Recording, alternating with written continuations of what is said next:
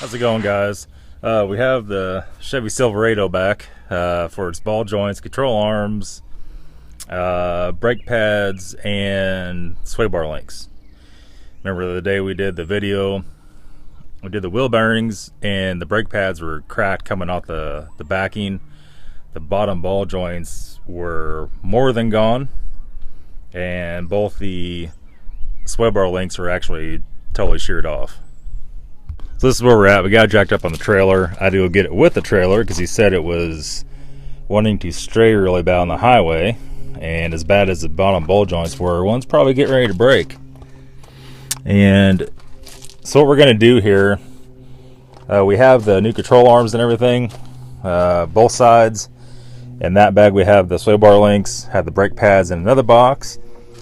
We have our eBay ball joint press. So when you buy these ball joint presses off eBay, they are made in China, but we've had pretty good luck with them. I have friends that bought them.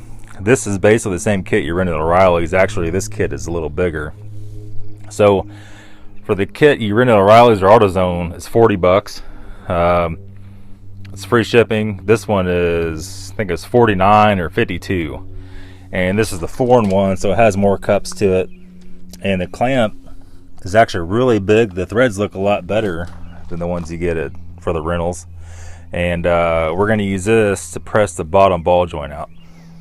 So before we do that, we're going to go ahead and, I don't know how this one's set up. I've never done this before on this truck, so we're just kind of winging it.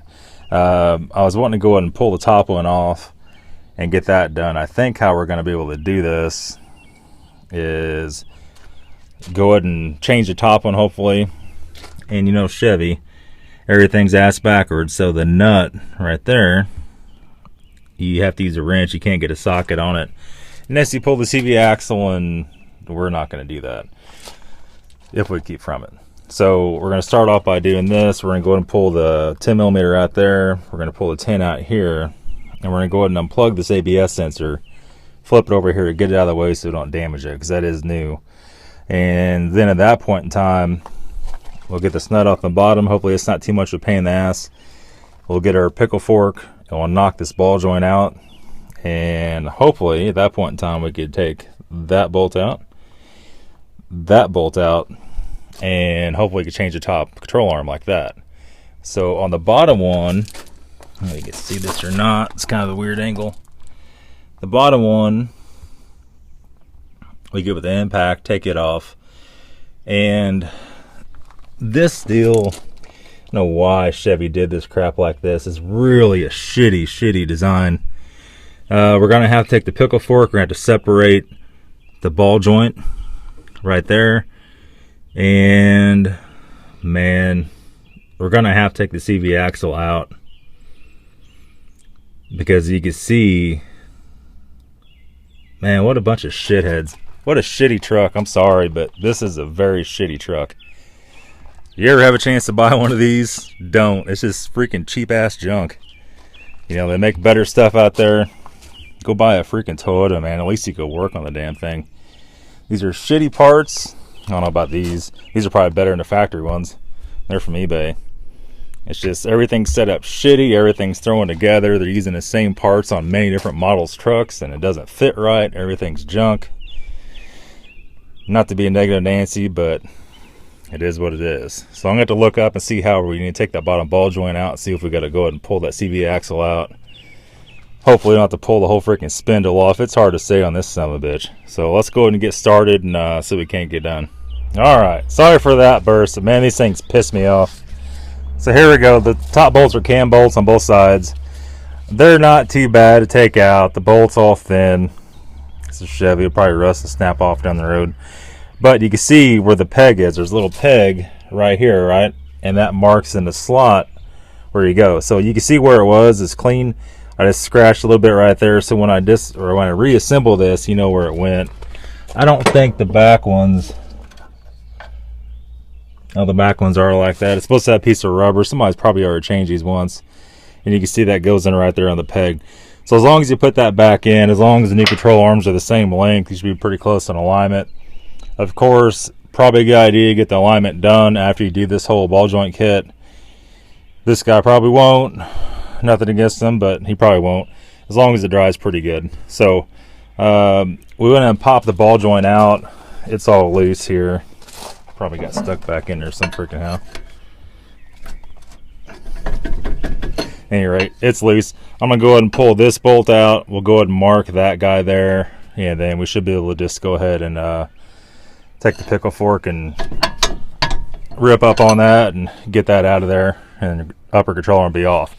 So I did go ahead and pull the nut for the spindle. I went and knocked the cap out. Right here, you take a straight screwdriver or a chisel and a hammer and knock the center cap off. I took that nut off. What was that, a 36, I think? It is a 36 millimeter. Gotta use a deep well. And so that's all ready to go. May or may not have to go ahead and separate this tie rod. What we're going to try to do here, we're going to try to go ahead and get this set off to the side, the whole spindle, just a little bit, so I get the impact and the puller and everything down in there to get the bottom ball joint pressed out. Okay, so this is where we're at. Went ahead and took the axle out, so I took the nut off the front, right? And I could barely get it to clear, and I took the brake caliper off. We need to put brakes on anyway, so I just put that up here out of the way. So the line didn't pull tight on it, so that's done. The axle shaft, I turned the wheel to the right and it cleared, so I picked it up, set it up here on the other side of the sway bar link. That's holding up. The caliper's on top of that. I went in and pulled the C-clip or snap ring from the lower ball joint and took the grease fitting out of it. So what we're going to do now, we're going to go ahead and take the nut off the bottom, and we're going to try to separate this. And what we're going for here, we're going to lay the spindle kind of off to the side. The only thing to hook up to the spindle then is going to be the tie rod, which that's fine. So let me go ahead and take the nut off, and like I said, we're going to use a pickle fork. We're going to try to get this in here, and we're going to try to separate that out, and we'll be back after that. Alright guys, so this is where we're at here. We got the spindle lay off to the side like I needed it there. Got it totally out of the way of the ball joint. We got the ball joint press on it. Now, here's the problem. Chevy made this where there's barely any lip right there for the cup to grab onto. The cup's actually too big. I got it shifted back all the way. It's pressing out, but why they would make a ball joint where it's right to the edge of that, I don't freaking know. So let's go ahead and press this thing out and see if it slips off and hits me in the face or if it comes out.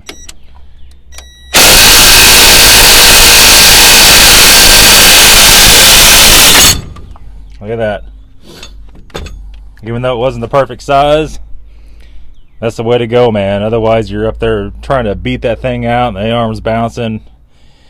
You know, maybe you could do it, maybe you can't. This thing's worth 40 bucks to get it.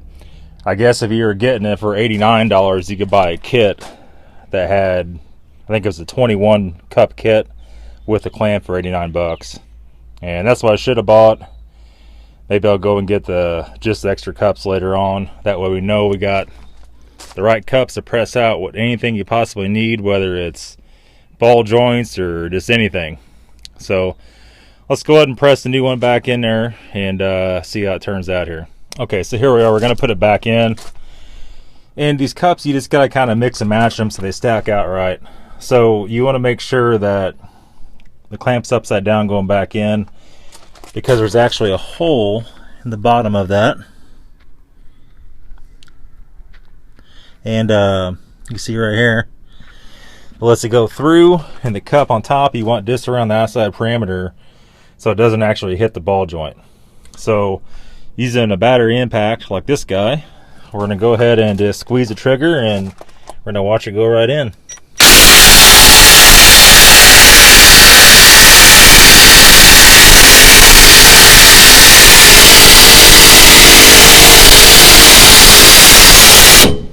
And you can hear when it goes in, you can hear the impact change note.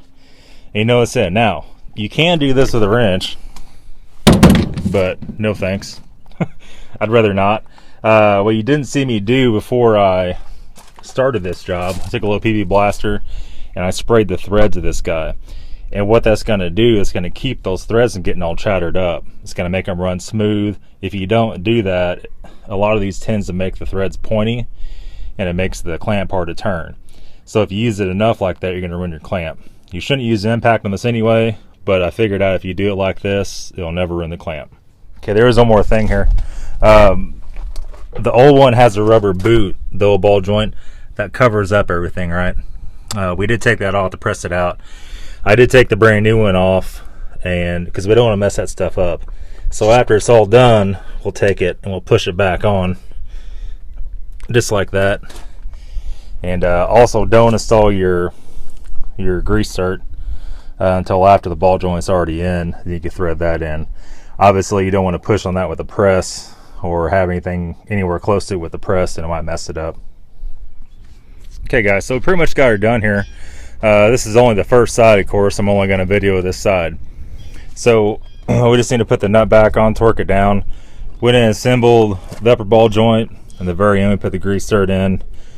Went in and assembled the nuts on there. You have to use a wrench in the top one, put the cotter key in it. Same as the bottom one, put the snap ring back in the bottom one, and took really special care to get these set back where they were.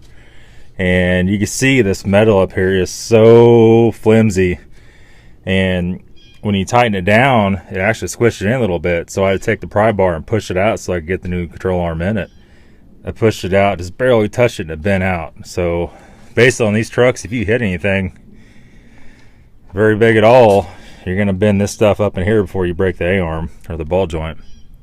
So I don't know how it works. I mean, if you hit a curve or something, I guess it bends that shit on the frame and you're just SOL.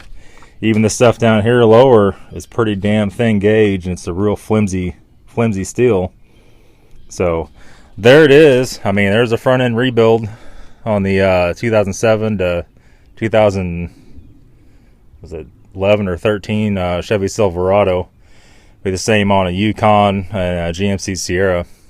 So anyhow, guys, thanks for watching, and that's all for today's video.